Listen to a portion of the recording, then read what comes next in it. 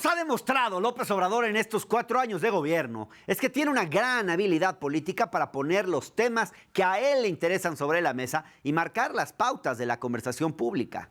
Vaya, incluso marca los ritmos de la oposición, como quedó clarísimo cuando presentó esa lista de 42 presidenciables en la conferencia matutina del 13 de octubre.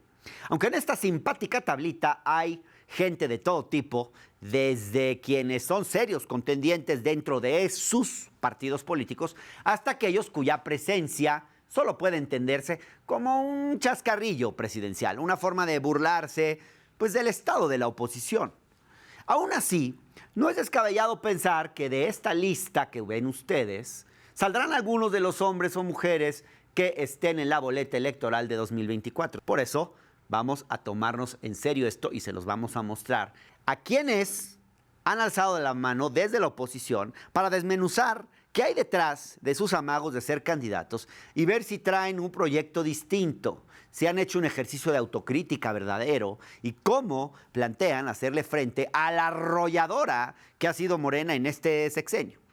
Hay perfiles en la oposición con potencial de competir en las elecciones presidenciales de 2024 o realmente no tienen posibilidades. Bueno, primero veamos con lupa quiénes han sido señalados como presidenciables.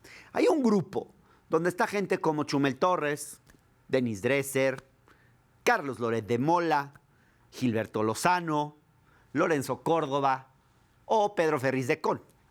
Honestamente, ninguna de estas personas tiene la más mínima posibilidad de concurrir como candidato o candidata a la presidencia de la República. Pareciera que el presidente pues, los puso en la lista nomás para hacer jiribilla, digamos, para mostrarnos de alguna forma y burlarse del lamentable estado en el que se encuentra la oposición.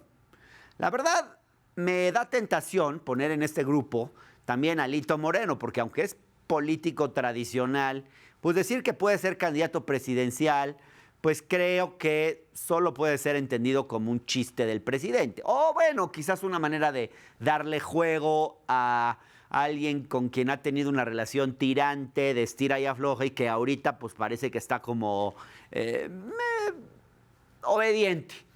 Luego tenemos otro grupo que sería el de los supuestos outsiders, o gente vinculada con la política, gente no vinculada directamente con la política partidista, ¿no? Aquí están personalidades como Agustín Carstens, Gustavo de Hoyos o Claudio X González. Quizás hasta Emilio Álvarez y Casa podría estar en esa lista. Este tipo de perfiles suelen tener la ventaja de que se pueden presentar como ajenos a la política tradicional y dar una impresión de que son diferentes, profesionales y no cargar, digamos, con los negativos de la partidocracia en México. Luego tenemos ya en esta lista que presentó López Obrador a los políticos propiamente tradicionales que podríamos dividir, yo diría, entre la vieja y la nueva guardia, entre quienes pertenecen a las generaciones anteriores, con una larga trayectoria partidista, pues podemos nombrar a doña Beatriz Paredes, al señor Dante Delgado, a, no sé si lo ubiquen, Demetrio Sodi de la Tijera, a Diego Fernández de Ceballos, el jefe Diego, figura conocida en la política, a Ernesto Canales, que creo que no es una figura muy conocida, a Carlos Medina Plasencia, un expresidente del PAN, figura conocida en la política, a Gustavo Madero, o a José Ángel Gurría, ex canciller, hoy al frente de la OCDE. También está en esa lista Juan Carlos Romero Hicks, podría estar Gabriel Cuadri, podría estar Miguel Ángel Mancera, está también en la lista Margarita Zavala, Santiago Krill Miranda, Patricia Mercado, Miguel Ángel Osorio Chong o Silvano Aureoles. Patricia Mercado quizás yo la quitaría de esa lista, creo que es de lo más rescatable y no es necesariamente una figura de la política tradicional, pero bueno. Este tipo de perfiles, aunque tienen la ventaja de ser políticos muy experimentados, con vínculos con empresarios y otros partidos, tienen la desventaja de que cargan con toda la mala imagen de sus partidos y del viejo régimen.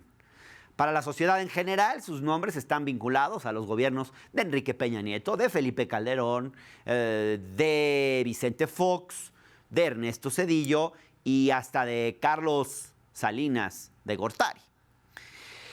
Esta es una, digamos, glosa, una carga muy pesada, digamos, de cara a un proceso presidencial contra Morena en 2024.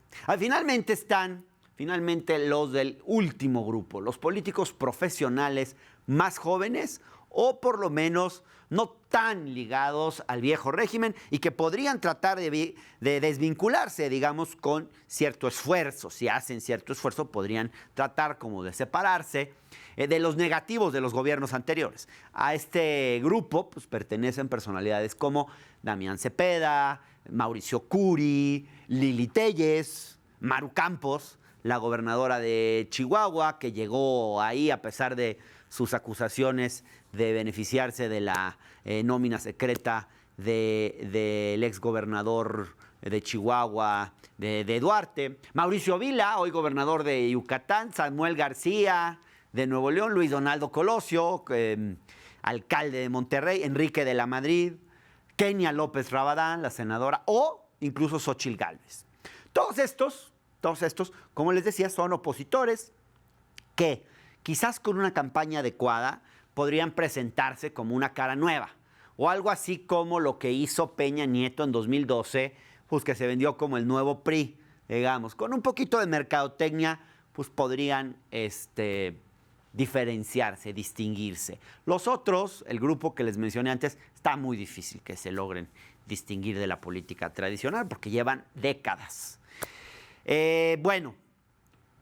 Aunque tienen la desventaja de ser más inexpertos políticamente, este último grupo del que les hablo, podrían cometer errores letales en una campaña política. Pienso, por ejemplo, en Kenia López, Samuel García, Lili Téllez o Maru Campos. Creo que son gente, pues, no sé si decir de dudosa preparación intelectual, pero digamos que pues, pueden ser buenos leyendo el prompter. No sé si podrían improvisar, salir bien de un debate, en fin. También podríamos hacer una lista de los estridentes. Ahí creo que entran varios, donde pues estarían personas como Gilberto Lozano, como Lili Téllez, también en ese grupo, como Gabriel Cuadri. O podríamos agrupar a los que honestamente son muy poco conocidos por la ciudadanía, pues como Demetrio Sodi, que creo que ya nadie se acuerda de él, Ernesto Canales, que casi nadie se acuerda de él, Carlos Medina Plasencia, pues depende de a qué generación pertenezcan los que nos siguen. Yo me acuerdo, pero no muchos. Bueno, pues sea lo que sea, esta es la oposición que tenemos. Y lo más probable es que de aquí salgan los nombres que estarán en la boleta en 2024 enfrentándose a Morena. Así que, pues, hay que conocerlos y pues estar listos para lo que venga.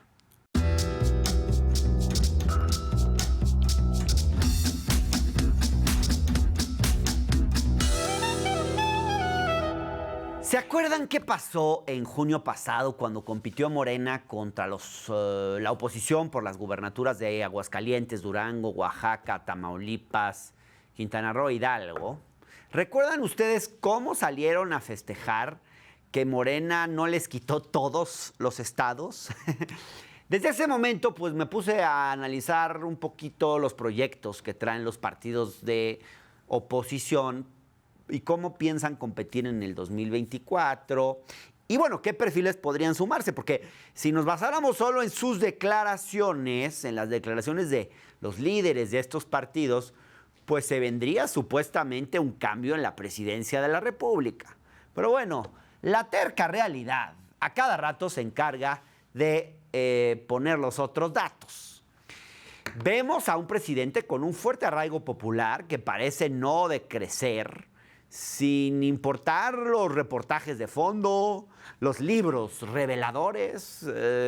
Y bueno, si a eso le sumamos las encuestas de popularidad que ponen en la punta, pues compitiendo codo a codo entre sí a las corcholatas morenistas, pues hace falta tener noticias de lo que acontece pues en la tienda de al lado.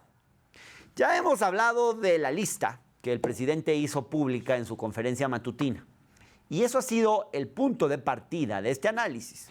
En este espacio creemos que Hace falta una oposición seria y responsable que se apropie de la opinión con propuestas y sin tanto ataque. Por eso les hicimos llegar nuestra invitación a varios, bueno, a todos los de la lista, para que nos vengan a presentar sus propuestas y sus diagnósticos sobre el país. Los buscamos a todos. Les dimos las preguntas por adelantado, se las mandamos por escrito, las mismas preguntas a todos. Incluso les dimos la oportunidad de mandarlas respondidas por ellos mismos en un video, por si no les gusta nuestro espacio, si no les caigo bien yo, si les sacan a venir a este programa. Saludos, Lili Telles. En fin, les dimos la opción de que, digamos, si querían, editaran sus respuestas para que estuvieran a gusto con lo que nos iban a decir. Y bueno, la respuesta fue muy interesante. Tuvimos algunos que amablemente respondieron, mandaron sus videos o aceptaron entrevistas vía Zoom. Gracias a Beatriz Paredes por aceptar esa conversación. Gracias a Demetrio Sori por mandarnos también su testimonio. A Enrique de la Madrid.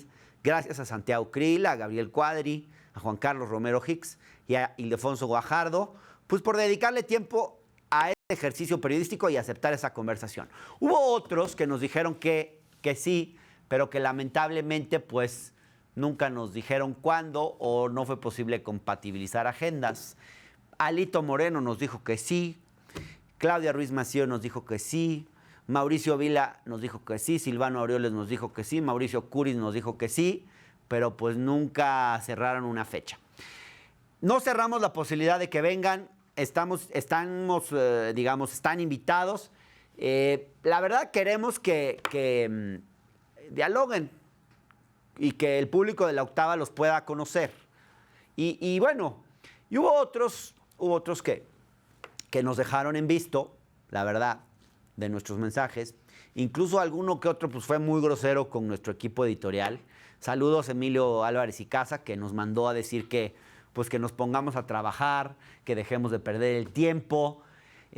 Bueno, pues cuánta rudeza innecesaria de Emilio, pero bueno, desde aquí le reiteramos a él y a los demás que las puertas están abiertas en este espacio para escuchar a todos los opositores que levanten el dedo, que levanten la mano para ser candidatos. Pero bueno, en este espacio hemos dicho en muchas ocasiones que nos parece que la oposición no ha terminado de entender a López Obrador y que no han hecho una verdadera autocrítica que les permita recomponer el camino.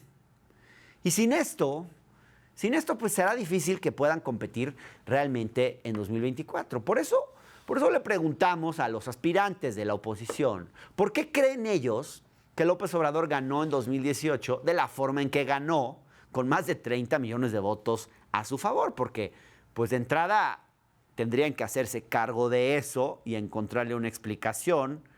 Y bueno, pues queríamos que fueran autocríticos, obviamente, con la responsabilidad que ellos tenían, o los gobiernos anteriores tuvieron, en este sentido, pues la responsabilidad histórica del PAN y el PRI, en el hecho de que López Obrador haya ganado, pues, ¿no? Algo hicieron mal en sus gobiernos para que llegara López Obrador con esa votación. Veamos lo que respondieron. Yo normalmente doy 3 explicaciones de por qué creo que el presidente ganó las elecciones. La primera, creo que había realmente ya una enorme inconformidad con respecto a la desigualdad acumulada en México, sobre todo la pobreza. Llegamos en el año 2018 a tener al 42% de la población en pobreza. El segundo tema, la inseguridad. La inseguridad también está fuera de control en el país. No empezó en esta administración. Ya veníamos con problemas muy serios y creo que eso también es un gran agravio contra los mexicanos. Y la tercera que señalo es que también hubo casos francamente ofensivos de corrupción.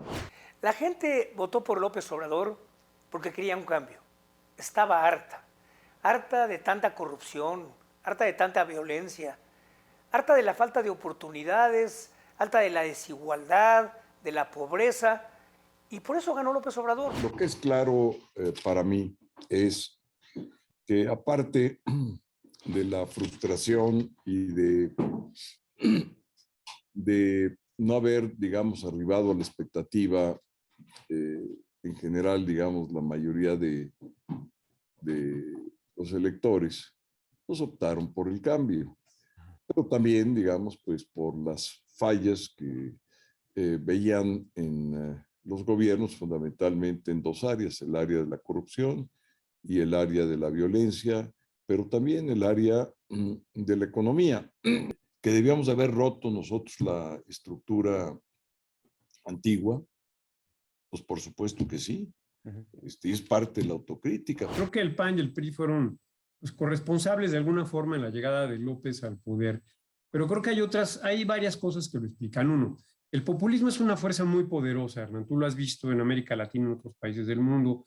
El populista habla por el pueblo, toca fibras muy sensibles de la población, apela a emociones, a rencores, a resentimientos, con un lenguaje muy sencillo, muy simple. O sea, también cometieron errores gravísimos. Oye, el caso de Ayotzinapa fue lamentable, el caso de la Casa Blanca de Peña fue otra cosa verdaderamente lamentable, la estrategia fallida de Calderón contra la seguridad, hay que decirlo. Yo simpatizo con Calderón, me cae muy bien, lo aprecio, lo admiro, pero creo que la regó también. El presidente leyó la realidad, lamentablemente no ha sabido encabezar un proceso para convocar, conciliar y resolverlo.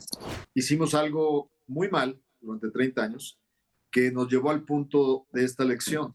Y esto es indistinto de partidos en el poder antes del 2018. Yo creo que ahí lo que tenemos que reconocer es que en más de 30 años de acción de política gubernamental no pudimos erradicar ni la pobreza extrema ni la pobreza laboral, y en ese sentido creo que hay una gran responsabilidad. Me parece que el elemento histórico central que reiteró el candidato fue el combate a la corrupción. En una cosa que dijo que creo que afectó a la administración de Felipe Calderón fue en su estrategia de seguridad. En los elementos concretos coyunturales fue que en la selección del candidato, en el caso del PRI, hubo una expectativa de varias personalidades que no fue satisfecha y se optó por un candidato con un perfil más técnico que político, bien. A mi juicio muy bien formado, pero con menores recursos políticos, y en el caso del candidato del PAN, pues a media campaña tuvo que dedicarse a defenderse por acusaciones de corrupción. ¿No les parece curioso cómo siempre dicen que hubo corrupción, pero nunca dan detalles? Es curioso cómo pueden reconocer que hubo errores en administraciones pasadas, o incluso, para no decir errores, le llaman excesos, pero difícilmente asumen los errores como algo propio. Enrique de la Madrid, por ejemplo, dice, había una gran inconformidad y dice, hubo casos ofensivos de corrupción. O bueno, vieron a Demetrio Sodi, no sé, dice en general que la gente estaba harta. O Beatriz Paredes, digamos, que le dio la vuelta, dijo que había elementos históricos y errores concretos que explicaban el triunfo de López Obrador, pero señala que el discurso anticorrupción conectó con la gente. Gabriel Cuadri directamente dice que los del PAN y el PRI lo hicieron mal y que hubo casos lamentables como Ayotzinapa o la Casa Blanca. Todos ellos usaron la forma impersonal. Solo Santiago Krill e Ildefonso Guajardo hablaron en primera persona del plural, cuando Krill dijo, debimos haber roto la estructura antigua. O como Guajardo, que dice que no pudimos eliminar la pobreza. Pero fuera de esto, no parece haber una autocrítica real. Hablan de que había desigualdad, pobreza o hartazgo, como si se tratara de fenómenos naturales, como si ellos y sus gobiernos no tuvieran nada que ver en ella. Se ve que todavía cuesta asumir y responsabilizarse por los fracasos de los gobiernos anteriores. Relacionado con esta capacidad de autocrítica, suele ir la posibilidad de reconocer ciertos logros a esta administración. Normalmente las posiciones más intransigentes ni pueden hacer siquiera una crítica a sí mismos, ni reconocen en los adversarios virtud alguna. Su cárcel mental les impide ver más allá. En cambio, hay opositores que pueden reconocer cosas positivas en este gobierno, a pesar de que sean oposición y estén en contra de la administración de López Obrador. Por eso quise preguntarles, pedirles una calificación muy concreta, del 1 al 10, cómo califican esta administración. Y miren lo que respondieron. Abajo de 5. En la política le pondría un 7 o un 8. Y en el gobierno le pondría un 5. 0. 0. 0. Oh, Está sí. bien, ok. A ver, te concedo. Entonces, en vez de 0, le pondríamos 1 de calificación. 3. Yo le pondría una calificación reprobada. ¿Cómo de cuánto, diputado? Del 1 al 10 le pondría un 4. ¡Wow! Para todos está reprobado López Obrador. Veamos qué explicaciones nos dan. ¿Por qué le ponen esa nota a AMLO? 3. Porque puso el dedo en la llaga en el diagnóstico de manera correcta. Leyó el tema de la pobreza y la desigualdad, la violencia y la inseguridad, la corrupción y la impunidad, la necesidad de tener mejores condiciones, recuperar la austeridad republicana, pero el diagnóstico no ha sido suficiente. Así como reconozco que intentó construir una visión de los más desfavorecidos para reposicionarlos, también te digo que lamentablemente, al tener una gran experiencia como líder social y muy poca experiencia en políticas públicas, Pues yo diría que, y me voy a ir por lo que incluso la gente dice, que son las propias encuestas, la gestión de gobierno no está aprobada. O sea, la gestión del gobierno ha sido mala y me limito a los resultados. Por su mal manejo de la pandemia, por su fracaso económico y por su irresponsabilidad en el manejo de la seguridad pública, yo lo reprobaría.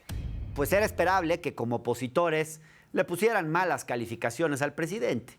Lo interesante de estas respuestas es ver qué tanto los opositores son capaces de reconocerle algo a López Obrador, porque eso da una muestra de una apertura mental que indica que, pues, no lo ciega el rechazo y el desprecio y la bilis.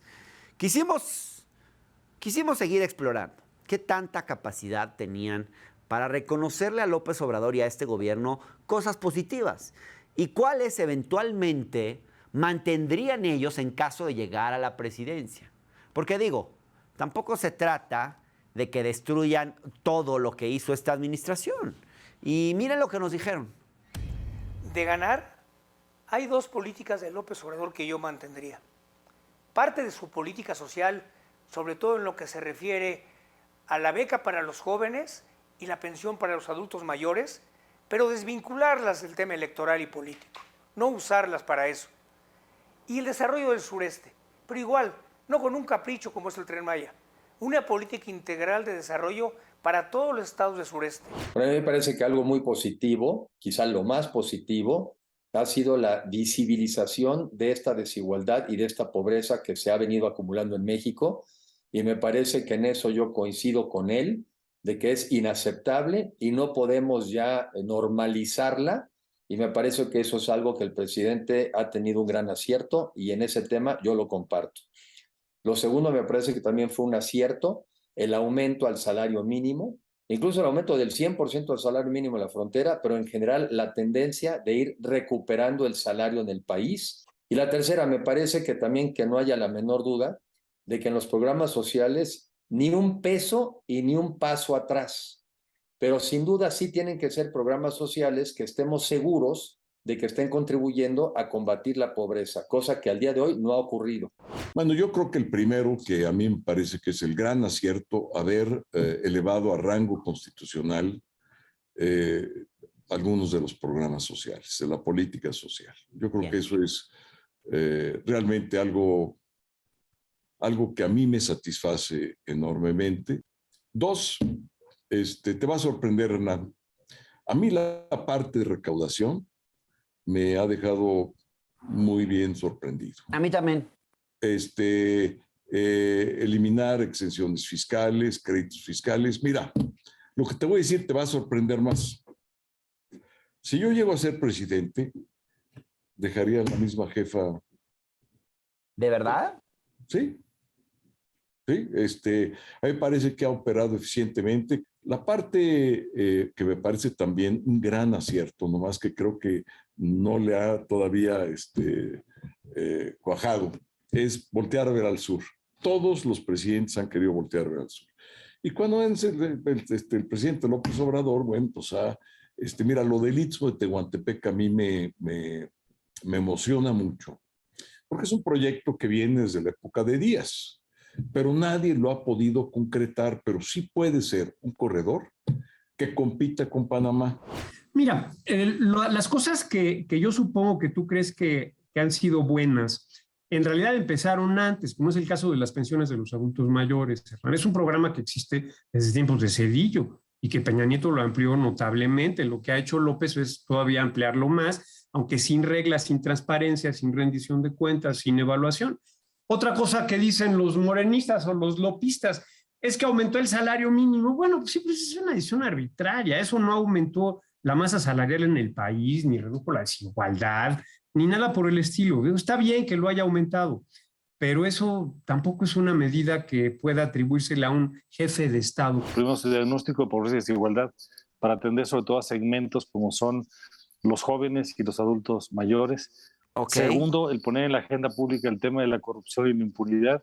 Y tercero, el poder guiar el gobierno en una austeridad republicana. Primero, yo creo que el presidente está en lo correcto al darle visibilización a la población más vulnerable de México. Y lo que mantendría sin duda es el programa de apoyos a la sociedad más vulnerable, empezando con el programa del adulto mayor. Pero adicional a lo que él está haciendo bien en ese programa del adulto mayor, yo le incorporaría también que no solo los apoye, sino que también les mantenga el seguro popular, les pueda dar acceso a medicamentos en el sistema de seguridad social, porque lo que está pasando hoy es que en una bolsa les pone dinero y en la otra bolsa se lo saca porque no está garantizando la atención básica en materia de seguridad social, en materia de apoyos para los adultos mayores, de apoyos para las madres solteras. Entonces, mantendría sus programas. En segundo lugar, reconozco que al menos en los primeros 3 años del sexenio ha tenido un manejo de la balanza fiscal o del déficit o de las finanzas públicas adecuado en términos macro, porque no hemos tenido una presión, digamos, de estabilidad por ese lado. Y tercero, el que siga respetando la autonomía del Banco de México. Esos serían los 3 reconocimientos más importantes que yo le haría al presidente. La prioridad por el sur-sureste. Yo soy una apasionada del sur-sureste y coincido en que es fundamental invertir más. El corredor transísmico, me parece que la obra del corredor transísmico, la posibilidad de revitalizar la economía en el Istmo es algo positivo, y la solidaridad con América Latina, el nuevo protagonismo de México en América Latina. ¿Qué le reconozco yo al presidente? Que ha cumplido todo lo que se comprometió, porque es incorrecto exigirle que cumpla lo que no se comprometió. Ha cumplido absolutamente todos sus compromisos de campaña. Bueno, es interesante que hay varios que reconocen como un acierto los programas sociales de este gobierno, como Enrique de la Madrid, Demetrio Sodi, Krill, Romero Hicks, Guajardo. Prácticamente todos los entrevistados reconocen que la ampliación de los programas sociales ha sido un acierto y admiten que dejarían esa parte si llegaran a la presidencia, o al menos eso dicen. Esto nos muestra que sin duda fue un acierto, sí, pues sí, un gran acierto de esta administración, al punto de que ya es un consenso entre sus opositores. Solo Cuadri quiso regatear esto, que a todas luces es un éxito, recurriendo a mentiras como decir que la pensión a adultos mayores viene desde Zedillo y lo amplió Peña Nieto. Esto es falso, eso que dijo es falso, con todas sus letras. El primero en impulsar la transferencia de recursos a personas de la tercera edad fue López Obrador cuando era jefe de gobierno de la Ciudad de México. Es muy sabido.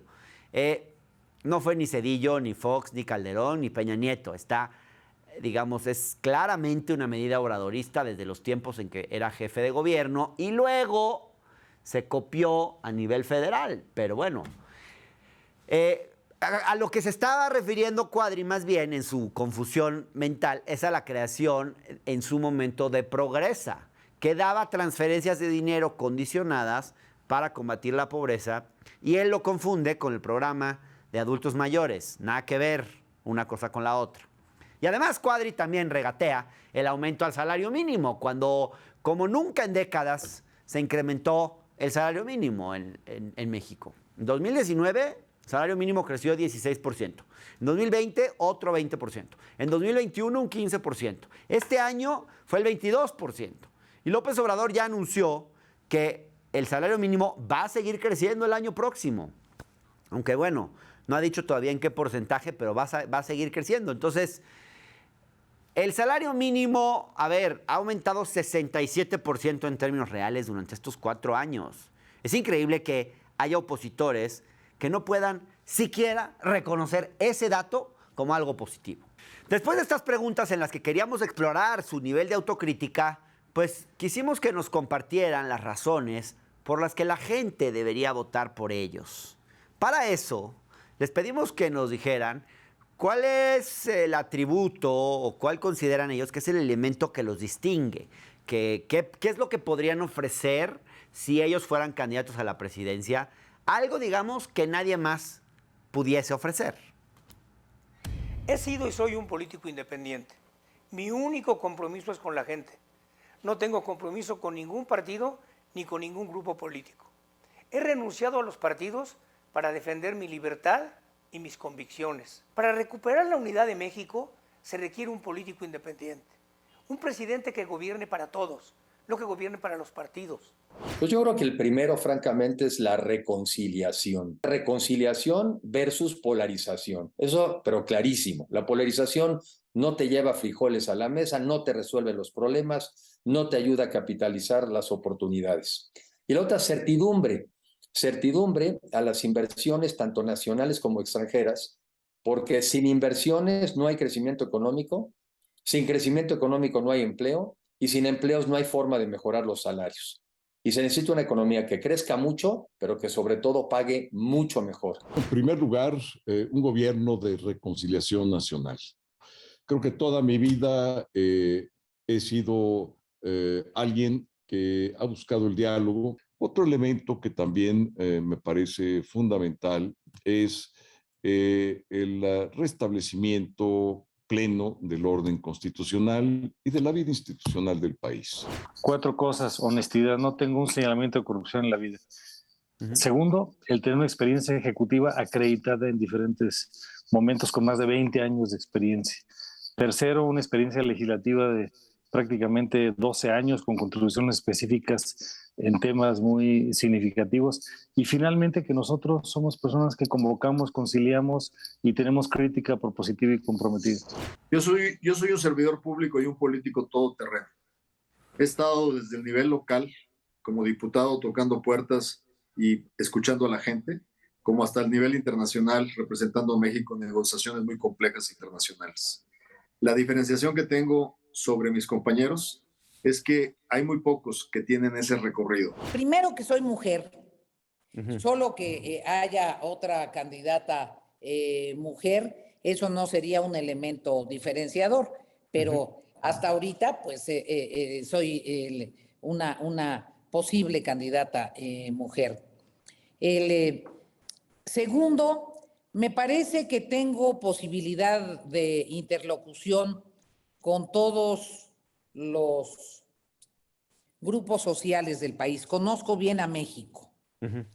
Conozco el México profundo y siendo política, enterada de la política social y de la política agropecuaria y de la política educativa, también he sido una administradora ordenada, rigurosa y eficaz. Bien. Son varias cosas de fondo. Primero, mi perfil de izquierda. Mi trayectoria, que ha estado siempre inscrita en la lucha social, siempre a contracorriente, nunca políticamente correcto, siempre defendiendo principios, ideales, sueños de transformación, siempre comprometido y muy orgulloso de surgir del corazón del pueblo. A mí me parece que ese perfil no lo tiene ninguno de mis compañeros y compañeras. Llama la atención que solo Beatriz Paredes y Gerardo Fernández Noroña hayan sido los únicos que resaltaron que tienen un arraigo popular, que tienen diálogo con sectores populares. De todos los que entrevistamos, solo ellos dos destacaron esa virtud de sí mismos, algo que pues uno pensaría que es fundamental para tratar de construir una candidatura. Bueno, pues de todos los entrevistados, solo dos. Como vieron, la mayoría resaltaron otras cosas como parte de sus principales atributos diferenciadores. Por ejemplo, la experiencia.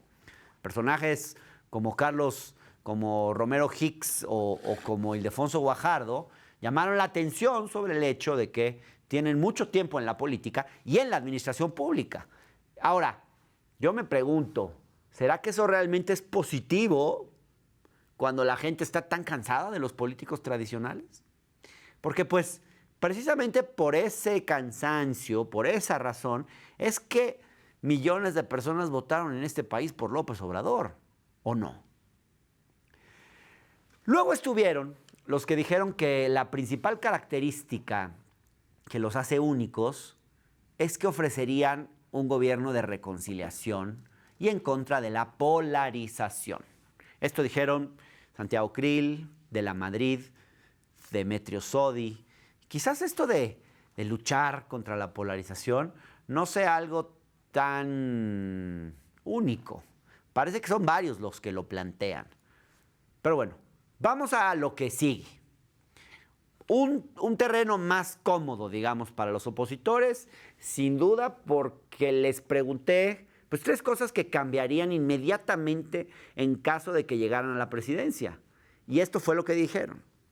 Pues yo creo que, a ver, la primera que hay que revertir es este lenguaje de polarización, que la polarización sirve para llegar al poder, sirve para mantenerse en el poder, pero no le sirve a la gente.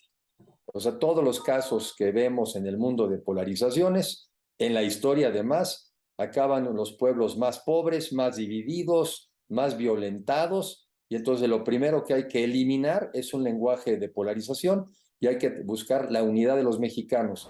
Polarización, resentimiento, división, inversión. Inversión y más inversión. Hay 2 cosas que yo cambiaría desde los primeros días de mi gobierno. Su estrategia de gobernar dividiendo a los mexicanos y su indiferencia ante los problemas de las mujeres. La suspensión del aeropuerto de Texcoco me parece que fue un gran error, pero no buscaría revertirlo. La polarización social. En este país, lo más fácil es que la gente se pelee. Esto es muy fácil de lograr, porque hay un resentimiento profundo y porque este resentimiento tiene mucho que ver con la historia, con la colonia, con la realidad de la inequitativa distribución del ingreso, con una serie de factores. Entonces tienes que intentar que haya cohesión nacional, el desmantelamiento de las instituciones de salud. Me parece que en el área de salud han cometido enormes desaciertos. Primero, tendré una estrategia nacional de seguridad pública. No existe.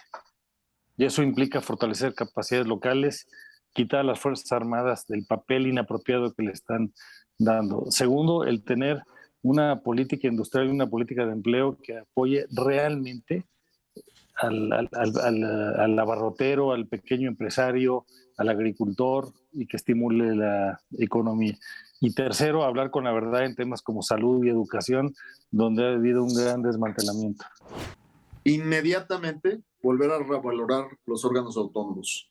Por más que quieran decir que es duplicidad y gasto, el estar atentando contra los órganos autónomos de equilibrio de poderes, el respetar el balance de poderes y el equilibrio del Estado mexicano es fundamental. Y que profundizaría realmente, que él no lo ha profundizado y que yo hubiera esperado que sí lo hubiera hecho, una buena y verdadera reforma del Estado mexicano, para lograr que todos los mexicanos sean iguales frente a la ley y para lograr que no haya la influencia de los poderes fácticos. Cuando tú revisas quiénes siguen siendo los oferentes del gobierno, son los mismos que él describía como la mafia del pasado. Entonces, yo no entiendo por qué no avanzó en la reestructuración del equilibrio de poderes en el Estado mexicano. Y la otra cosa que revertiría de inmediato sería la terrible política en materia de salud, tendiendo a un fortalecimiento de que todos los mexicanos tengan la misma oferta en materia de atención médica, de seguridad social. Sería la segunda que cambiaría de inmediato, porque es la que más daño le está haciendo a la población. Y sin duda, yo te diría que la tercera, una revolución en materia educativa. El mayor valor que tiene México son sus jóvenes y tendríamos que adelantarla. Agregaría una más, si me lo permites, que es el tema de seguridad. Estamos en una situación desastrosa en el país desde el punto de vista de seguridad. A mí me parece que pues, como seres humanos que somos, tenemos virtudes y defectos. Yo creo que el no poder restablecer los derechos de los trabajadores es uno de nuestros hierros. A mí me parece que nos hemos quedado cortos en cumplir el que no se ha rechazado ningún joven de las universidades públicas.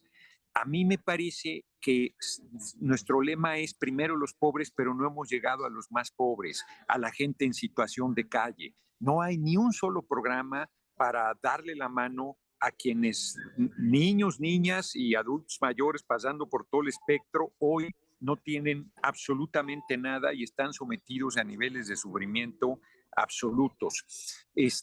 Solo por citarte algunos ejemplos, ¿no? Uf, qué obsesión tienen con esto de la polarización. Es increíble que esto sea lo que más les preocupe a personajes como Enrique de la Madrid, como Santiago Krill, como Demetrio Sodi, como Beatriz Paredes, y que de verdad piensen que López Obrador es el causante de que los mexicanos estemos divididos. Como si esa división no estuviera ahí desde hace tiempo y como si no fuera, digamos, mucho más allá del propio presidente de la República. Y además, como si en caso de que llegara a la presidencia alguno de ellos pudiera terminar por decreto con la polarización y la división del país, casi con solo hacer cambios discursivos. Pensar eso es bastante ingenuo, por decirlo de alguna manera, porque la polarización tiene causas muy profundas y además creo que pues es poco atractivo para la gente ese discurso, que la gente que seguramente pues tiene preocupaciones más importantes que la mentada polarización. Ese es un debate de las élites que se consume dentro de las élites y es para las propias élites, que son las que quizás están polarizadas entre sí. Tú sal a la calle y la verdad es que pues no es tal polarización. Pero bueno, finalmente la última pregunta de este cuestionario estándar fue sobre cómo intentarían llegar a los sectores marginados, algo que López Obrador ha hecho muy bien. Y bueno, miren ustedes lo que nos respondieron. México necesita un presidente cercano a la gente, pero que les hable con la verdad. Un presidente cree en los mexicanos y abre oportunidades para todas y para todos. Yo creo que hay que mostrar un genuino interés por realmente trabajar por ellos y para ellos.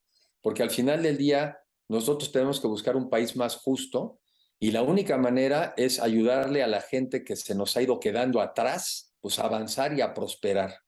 Yo creo que hay que escuchar, hay que entender y luego para atender sus necesidades y para atenderlo de manera genuina.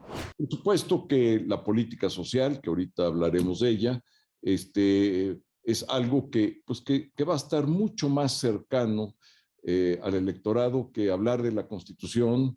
Yo creo que no de la reconciliación, yo creo que no de la polarización, pero sí el aspecto constitucional. Sí, Hernán, ¿cómo? Diciéndoles que la única manera de salir del atraso y la pobreza es la prosperidad, el crecimiento económico, la seguridad, la certeza jurídica y un gobierno eficaz y acotado. La educación pública de calidad. Sin educación pública no hay manera de que la gente pueda dejar de ser pobre. No soy ajena a los sectores populares. Te digo, nací en una comunidad, viví con mi familia campesina del lado paterno en la primera etapa de mi vida, he sido dirigente de campesinos temporaleros minifundistas, he tenido una relación cercana con el movimiento obrero, en fin. Yo no tengo vocación de líder mesiánica, nunca lo he tenido. No creo ser dueña de toda la verdad. Me parece que tendría una relación más democrática. El tema tiene que ir dirigido a todo aquel mexicano en condición de vulnerabilidad, de problemas económicos, que tiene intenciones de progresar y que lo que necesita, aparte de un apoyo del gobierno, la vida y los resultados de cada quien hablan por sí mismos. O sea, y en ese sentido, yo no tengo ningún tema para reconocer que evidentemente hubo excesos, como los hay hoy. Y yo he decidido una estrategia que me parece la mejor, que es ir abajo, con la gente, al pueblo, en comunidades, en ejidos, en colonias, en barrios, en los lugares más apartados del país. Yo no he dejado de recorrer abajo muy bien la gente, la verdad. Yo creo que están subestimando al pueblo. Lo que él no ha hecho, escucharlos, arremangarme, caminar con ellos, construir con ellos las propuestas. Él vive aislado, no está conectado con las personas. No está conectado con las personas. No está conectado. Díganme, ¿cuándo se reunió con un ayuntamiento? Nunca. ¿Cuándo se reunió con un congreso local? Jamás. ¿Cuándo se reunió con el Congreso en México? Tampoco. ¿Cuándo Bueno, se él diría que esas no son las personas. Con campesinos, con líderes sindicales, con personas? No se ha reunido. O sea, conecta emocionalmente, sí, a distancia, pero no es una sensibilidad de una cercanía humana. Usted diría, conecta a través de la mañanera, principalmente. Con algunas personas, otros ya no perdemos el tiempo en eso. Híjole, hay que ser muy osado o estar muy extraviado para decir que López Obrador vive aislado y que no está conectado con la gente. Creo que al final expresiones como esta muestran el estado en el que está nuestra oposición. Bueno, quisimos comparar algunos de los perfiles que han alzado la mano para competir en 2024 por fuera de Morena, más allá de los comentarios que hemos hecho a lo largo de este programa. Ustedes son los que tienen la palabra para decirnos qué les ha parecido esta propuesta de los opositores. ¿Le ven alguna posibilidad, alguno? ¿A quién consideran el mejor o el menos peor de todos los que entrevistamos? Pues ahí nos comentan en nuestras redes. Y bueno, obvio, les reiteramos a todos los políticos de oposición que este es un espacio abierto y que no les saquen ni que vengan a exponer sus ideas aquí al Octágono. La disputa dentro de Morena cada día se pone más intensa, porque la verdad, quienes se quejan de la polarización en el país es porque tal vez no conocen cómo está la situación dentro del propio partido gobernante. Que no les digan y no les cuenten, porque eso sí que es polarización. Después de todo, ahí es donde está la verdadera disputa por el poder, dentro del partido gobernante. En las últimas semanas hemos visto cómo se han incrementado las hostilidades entre varias de las facciones dentro de Morena, específicamente entre las llamadas corcholatas que buscan competir de cara al 2024 y los grupos que se articulan en torno a estas personalidades. Recordemos que hace unos días Ricardo Monreal lanzó acusaciones en contra de Claudia Sheinbaum, a quien señaló de desplegar una campaña de redes sociales en su contra. Bueno, acusó a la gente de Claudia Sheinbaum, hablando incluso de una guerra sucia contra él. También, gente cercana a Marcelo Ebrard ha señalado una fuerte inclinación a favor de Sheinbaum, incluso con el uso de recursos públicos y en la forma en que opera el propio partido, donde Mario Delgado empieza a ser visto como un traidor. Ahora parece que las cosas subirán todavía más de tono por la revelación de Laida Sansores sobre una presunta conversación sostenida entre Monreal y Alito Moreno, en la que supuestamente el senador morenista habría alertado al líder priista sobre las investigaciones que había en su contra, y Alito pues al final le agradece muy especialmente su apoyo a Monreal. A esto respondió el senador con un video en el que se le ve francamente molesto, algo raro en el senador zacatecano, que pues amenaza con demandar, y es raro porque suele ser un hombre mucho más contenido y mesurado. El senador aquí reprueba los ataques de Morena y advierte que se puede llegar a un punto de difícil retorno donde la confrontación se convierte en algo abierto. O sea, les está diciendo, no se metan conmigo si no quieren conocer mi verdadera ira. Es un amago fuerte. El propio Monreal dice que Morena va hacia una guerra fratricida y probablemente no se equivoque. Se está llegando a un punto en el que a todos los militantes y simpatizantes del oficialismo se les exige tener un bando claro. Cualquier crítica al otro es tomada como una ofensa que te vuelve casi como un enemigo y que amerita un trato peor al que se le daría a un opositor. A pasos agigantados, Morena avanza hacia su perredización. Si bien desde que se fundó el partido se estableció la prohibición de formar corrientes como aquellas que existían en el PRD, lo que hoy vemos es que los grupos políticos que se están aglutinando en torno a las distintas corcholatas actúan como corrientes, se mueven como corrientes, hablan como corrientes y todo parece indicar que son corrientes.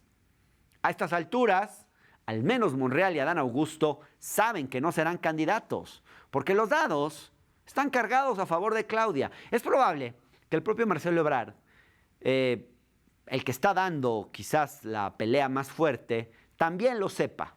Sin embargo, todos ellos y los grupos que se articulan en torno a ellos están buscando acrecentar su poder dentro de la estructura del partido para eventualmente negociar candidaturas y espacios de poder. Perdónenme, pero eso es lógica de corrientes. El nivel de crispación de los ánimos dentro de Morena es cada vez mayor. Cualquiera que esté más o menos familiarizado con el ambiente partidista dentro de la 4T puede dar fe de que las cosas se están poniendo feas. Urge que se establezcan reglas claras para que haya una verdadera competencia interna, una competencia justa y también que López Obrador llame a la mesura a las llamadas corcholatas, porque se corre el grave riesgo de una confrontación brutal que termine por dañar al movimiento en su conjunto. La oposición por sí sola no podría contra Morena en 2024, pero con un partido dividido y enfrentado a muerte, puede que tengan una oportunidad. Y cierro con esta reflexión.